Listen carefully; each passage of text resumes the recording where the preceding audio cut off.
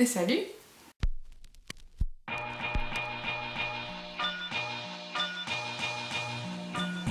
Je vous retrouve aujourd'hui pour la fameuse vidéo questions-réponses que je vous avais proposée il y a de ça plusieurs mois et que j'ai jamais pris le temps de faire, j'avais jamais l'énergie de la faire. Finalement je l'ai tournée il y a peut-être 2 mois, parce que ma puce elle avait 6 semaines, donc oui c'est ça, on n'est pas loin des 2 mois. Et j'ai jamais pris le temps de la monter, il y avait plein de passages qui allaient pas et que je devais refilmer, donc j'ai conservé les passages qui allaient, je vous ai fait un premier petit montage avec ça, et une deuxième vidéo viendra plus tard. De toute façon c'est très long, vous allez le voir, c'est assez long. Là vous avez quelque chose comme 18 minutes peut-être. Donc c'est long, prévoyez de quoi boire, de quoi manger, asseyez-vous tranquillement, prenez le temps et voilà, profitez, la suite viendra. Allez, je vous laisse avec la suite. Je reviens aujourd'hui pour une vidéo que vous m'aviez demandé et que j'ai traîné à faire et que je ne veux pas dire que j'ai beaucoup de temps, mais je prends le temps de faire aujourd'hui. Alors je vais vous la filmer en plusieurs petits morceaux parce que ça va être super long et puis quand la bête se réveille et quand la bête a faim, je dois lui nourrir la bête. Du coup cette petite vidéo, ce sera la fameuse vidéo questions-réponses. Questions-réponses à propos de tout et n'importe quoi concernant mon travail, que ce soit au niveau matériel, technique, les démarches pour l'édition, enfin voilà, tout ce qui vous venait en vrac. Voilà. Je vous avais demandé de me poser vos questions, donc j'en ai reçu pas mal, que ce soit par message privé, en commentaire sous mes vidéos ou sur Instagram, sur Facebook, enfin j'en ai reçu plein. Donc j'ai fait le tri, je vous promets pas de répondre à tout, parce que ça fait un paquet. On va commencer par parler matériel, j'en parlais super vite fait, je dois avoir 2-3 questions. Je vous en parle super rapidement parce que je vais vous faire une vidéo spéciale matériel, sur tout le matériel que moi j'utilise, les marques que j'utilise et voilà, donc je vais pas trop m'étaler là-dessus histoire de ne pas faire doublon. On me demandait quelle colle j'utilisais pour coller sur grand format.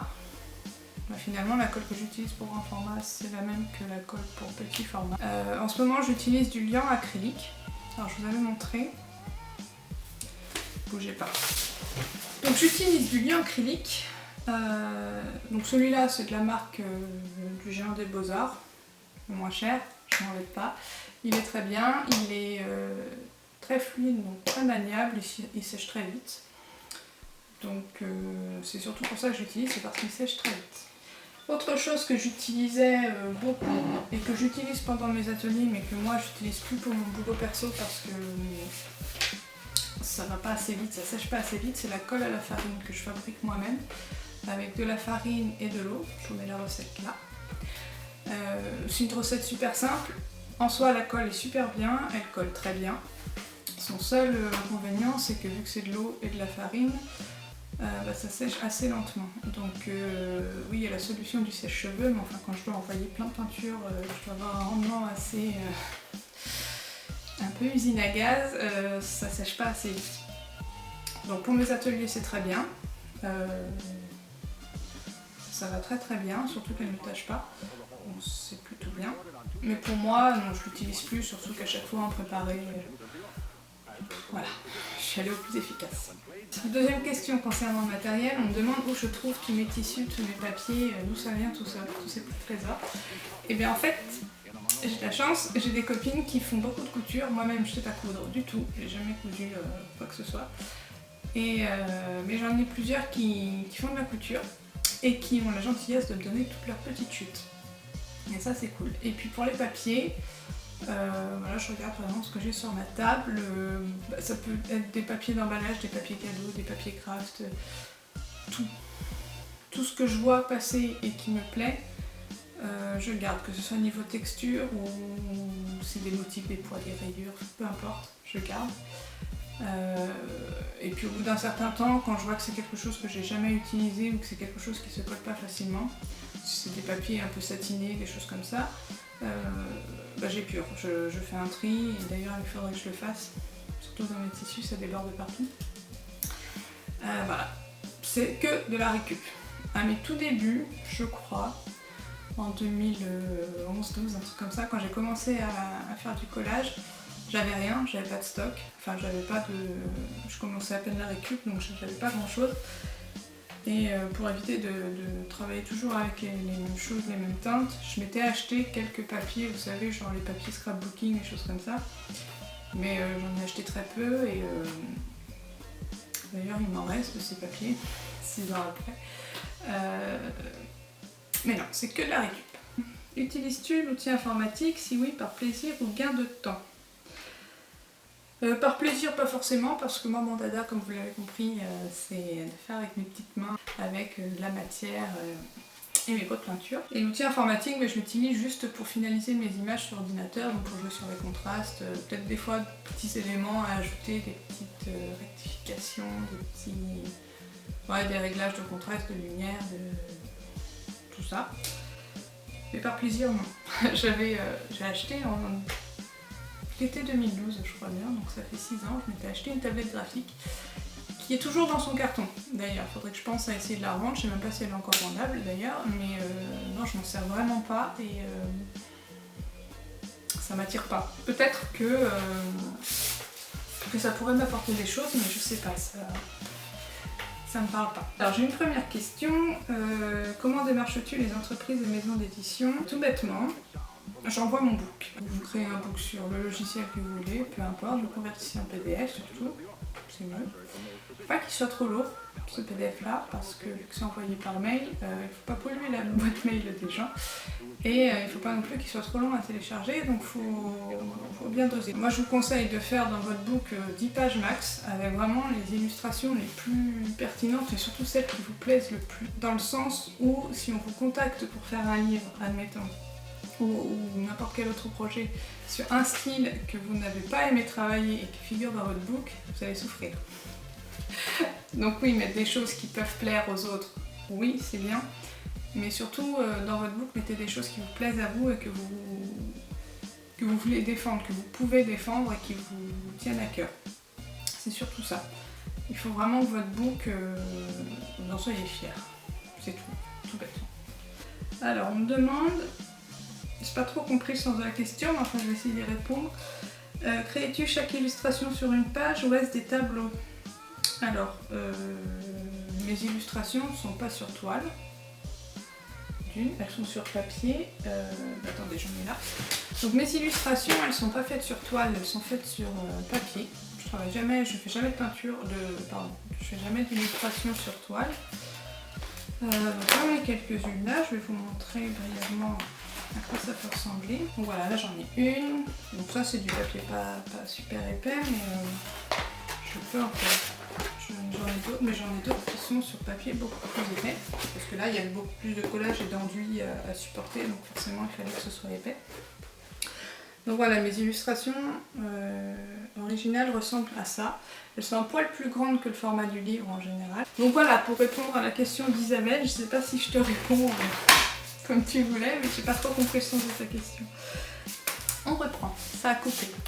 Bénédicte me demande, j'aimerais savoir comment un éditeur t'a remarqué, c'est toi qui as fait la démarche d'en contacter un. Alors mon tout premier livre, c'était j'ai dû vous le raconter déjà, c'était un roman jeunesse que j'ai illustré en noir et blanc.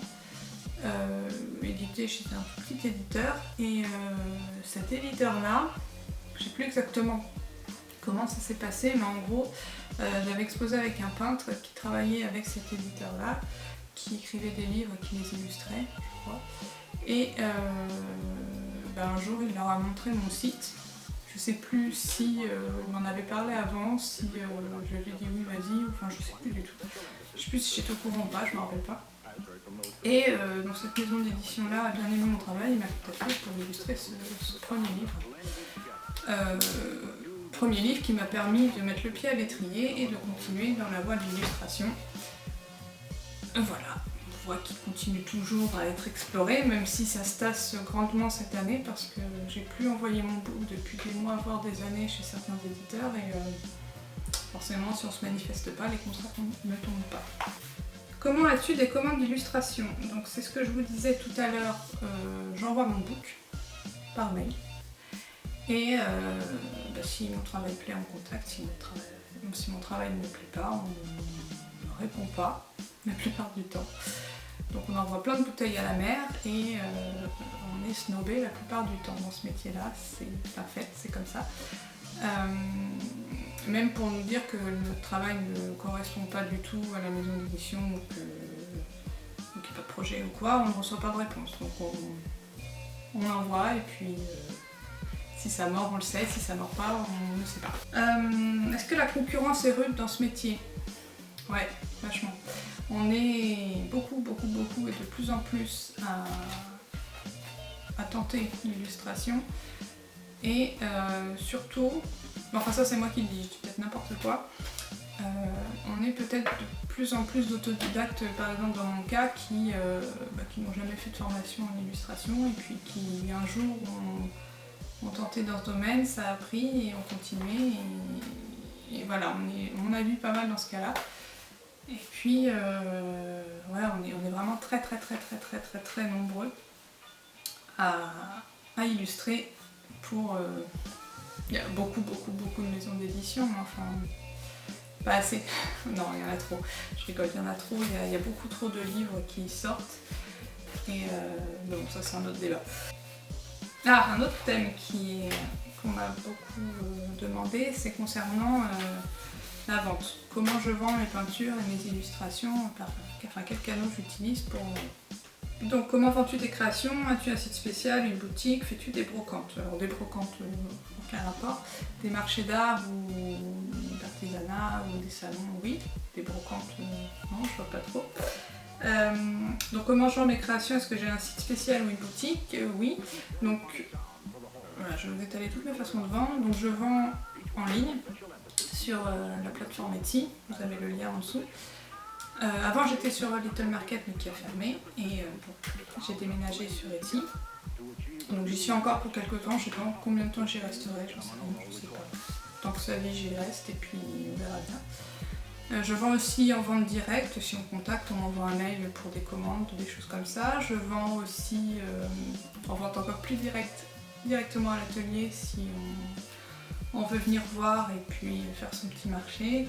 Je vends aussi pendant des salons, donc pendant les fêtes de fin d'année ou même à d'autres moments dans l'année, des salons, des marchés, des petits événements par-ci par-là. J'en fais peu. Je sélectionne pas mal, j'en fais très peu parce que dans les premières années j'en faisais pas mal. Et puis petit à petit on se rend compte que c'est finalement beaucoup de perte d'énergie pour certes un retour financier qui est pas mal, mais pas à la hauteur de l'énergie dépensée, quoi. Mais bon, il faut que je sorte de ma grotte parce que de toute façon il n'y a que comme ça que je peux réussir à me faire connaître, d'une. Et à choper des gens pour mes ateliers aussi, c'est qu'en allant les voir que je peux réussir à les motiver à s'inscrire et à venir participer à mes ateliers. Ah oui, une question qui est bien, on me demande si mes originaux de mes livres, mes illustrations originales comme je vous montrais tout à l'heure, est-ce que je les vends? Ouais, pas toutes, parce qu'il y en a, je n'arrive pas à m'y résigner parce que j'y tiens trop. Toujours dans un album, il y a toujours quelques planches que je ne veux pas voir partir, que je garde. Bon, ça va rester dans des cartons chez moi ou ça va finir au mur, mais enfin, il y en a, ça fait des années que je dis que je vais les accrocher, je ne l'ai toujours pas fait. Voilà, mais bon, un jour ça se fera. Alors j'ai une question concernant les ventes en boutique réelle, j'entends, dépôt-vente et voilà, dans des boutiques physiques. Alors, on me demande. Comment tu fais pour démarcher et trouver des contrats ou des boutiques? Alors, pour trouver des contrats, je vous l'ai dit, j'entends mon book. Pour trouver des boutiques, je leur écris, je leur envoie un mail, je leur présente mon travail, et puis je leur demande si elles seraient intéressées pour avoir mes créations dans leur boutique. Et puis si elles ont un mode de fonctionnement qui me plaît, à savoir pas de loyer, là je suis anti-loyer, pas de loyer, des commissions raisonnables, qui abusent pas trop, voilà, si le courant passe bien, si on se met d'accord sur le type de création, si on se met d'accord sur tout, et j'envoie mes créations. Elles sont en dépôt-vente ou en achat de stock, ça dépend. Certaines boutiques achètent et d'autres sont juste en dépôt-vente. Et puis voilà, ça c'est assez simple finalement, il suffit d'envoyer un mail avec quelques photos en expliquant ce qu'on fait et puis voilà. Rien de bien compliqué. J'ai une autre question qui concerne ma démarche et ma technique. J'essaye moi aussi de temps à autre de faire des collages avec la peinture. Comment procèdes-tu pour la composition des collages? Est-ce que tu réfléchis avant sur l'endroit précis où tu vas mettre tes papiers et tissus? Ou bien tu composes au gré de ton intuition, l'envie du moment, et tant pis si certains aspects du papier et du tissu disparaissent par la suite? Eh bien, deuxième option, c'est-à-dire que j'y vais un peu à l'arrache. Quand je fais une peinture, donc en général, j'ai une vague idée du thème. Par exemple, si je vais faire un renard, si je vais faire... voilà, je sais quel va être l'objet de la peinture, mais j'en sais pas plus. Et je sais encore moins quel tissu, quel papier je vais mettre en fond. Tout ce que je sais à la rigueur, c'est les teintes dominantes de ma peinture, c'est tout. Donc par exemple, si je vais partir dans les bleus, dans les rouges, dans... Enfin voilà, je sais juste ça. Et je colle. C'est ça, je colle. Et ensuite, s'il y a des choses qui sont masquées, bah tant pis, c'est le jeu. Avant, je me prenais la tête, oh là là, cet élément-là, je voudrais bien qu'il apparaisse. Donc je m'arrangeais pour que mon dessin au-dessus intègre ce morceau-là. Maintenant, non, j'essaye de vraiment y aller. Enfin, j'essaye, hein, pas à chaque fois, mais j'essaye vraiment d'y aller plus au feeling, comme ça vient, quoi, sans me poser de questions. Alors, autre question concernant ma démarche et ma technique. On me demande comment as-tu réussi à trouver ton style et à le fixer en quelque sorte? Comment donner un ton décalé, charmant ou naïf à un tableau? Et as-tu des moments de doute sur le renouvellement de ton art et comment arrives-tu à les dépasser? Alors, comment j'ai réussi à trouver mon style et à le fixer? En fait, ça arrivait avec... un jour, j'ai testé les collages. Avant, je peignais beaucoup de choses réalistes, voire hyper réalistes. Plat, sans relief, sans matière, le tout à l'acrylique et pastel aussi, pastel gras, pastel sec. Et un jour, je me suis dit, mais ça va pas le faire, je vais pas faire une carrière là-dessus. Je crois que je vous ai déjà raconté ça dans une autre vidéo, je dois radoter. Enfin voilà, un jour j'ai décidé de tout bousculer, je me suis dit tiens, je vais essayer de coller 2-3 morceaux de papier qui traînent là, puis je vais essayer de peindre par-dessus, on va voir ce que ça va donner. Et de là est découlée toute la suite, et puis mon style, je sais pas s'il est figé, j'en sais rien, je sais pas. Ouais, il est un peu plus court. Ouais, il s'affirme un peu plus maintenant qu'avant, c'est sûr, forcément, les années passant. Mais j'essaye de le faire évoluer, ça c'est sûr. Il y a des choses que je fais maintenant que je faisais pas il y a quelques années. Et là, le fait de faire une grosse pause en plus, là, j'ai encore plus envie de bousculer les choses et d'aller plus loin, ou de chercher autre chose et de ne pas me contenter de ce que je sais faire. Moi j'ai besoin de naviguer entre plusieurs séries, sinon je m'ennuie. Ça c'est sûr. Comment donner un ton décalé, charmant ou naïf à un tableau? C'est compliqué ta question là. Juste en s'écoutant quoi. À pas chercher à faire pour plaire, mais à faire pour se plaire, peut-être. Puis écoutez le petit enfant qui est en vous. C'est ça, je pense. J'ai perdu la ligne. Ah voilà. As-tu des moments de doute sur le renouvellement de ton art et comment arrives-tu à les dépasser? De doute, oui. Là d'ailleurs, le fait d'arrêter de peindre pendant un moment, je prends vachement de recul sur ce que je fais et c'est là où les doutes arrivent, parce qu'une fois qu'on n'a plus le nez dans le guidon, on analyse un peu plus ce qu'on fait et on commence à trouver des défauts partout. Donc là, je suis dans une phase où j'ai hâte et pas hâte de reprendre le travail. J'ai hâte dans le sens où ça me manque, j'ai besoin de faire des choses de mes mains et d'avoir temps pour moi. Mais ça me fait un peu peur dans le sens où j'ai pas envie de retomber dans ce que je faisais, même si il y a plein de choses qui me plaisent toujours, mais j'ai envie d'évoluer. Et j'ai peur de pas... comment dire, de pas y arriver quoi. C'est bête parce que je sais que j'y arriverai, si je m'y colle j'y arriverai, on a plus raison. Alors dans cette vidéo, je ne vais pas répondre aux questions administratives, aux questions concernant le statut, parce que d'une, ça fait partie de la démarche qu'on doit avoir quand on se met à son compte. Pour moi, c'est à vous de chercher ces infos-là, c'est pas... ça n'apporterait rien que je réponde à tout ça. Et idem pour les fournisseurs. Donc je pense aux fournisseurs, les imprimeurs pour la papeterie, voilà, tous les petits fournisseurs comme ça que j'ai mis du temps à dénicher moi-même, en passant des heures derrière mon ordinateur. Pareil, pour moi ça fait partie du travail que de chercher ces fournisseurs. Alors oui, bien sûr, moi avec d'autres peintres illustrateurs avec qui je suis en contact depuis des années, on s'est échangé des tuyaux, bien sûr. Mais d'une, c'est des gens que je connais, et de deux, on sait chacun de notre côté qu'on a fait les démarches pour et qu'à un moment on bloque et que voilà. Et on se connaît surtout. Alors je reçois plein de mails assez souvent, de gens en plus que je connais pas qui me demandent où est-ce que tu fais imprimer tes cartes postales, où est-ce que tu fais imprimer ça. Et ça me dérange un peu de livrer des heures de travail comme ça quoi. C'est un peu, alors oui ça peut paraître un peu égoïste, j'en sais rien, mais pour moi ça fait partie du travail que de chercher ses fournisseurs. Si on n'est pas prêt à passer des heures à ça, on n'est pas prêt à travailler à son compte. On laisse tomber, selon moi.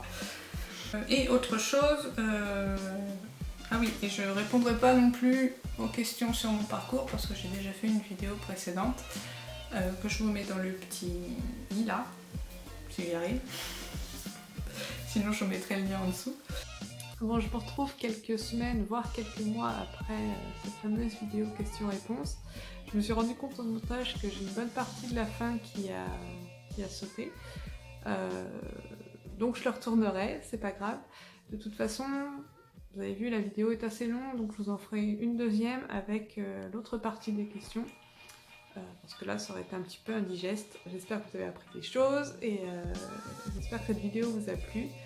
Et puis à bientôt pour la prochaine, pour un prochain vlog et à plus!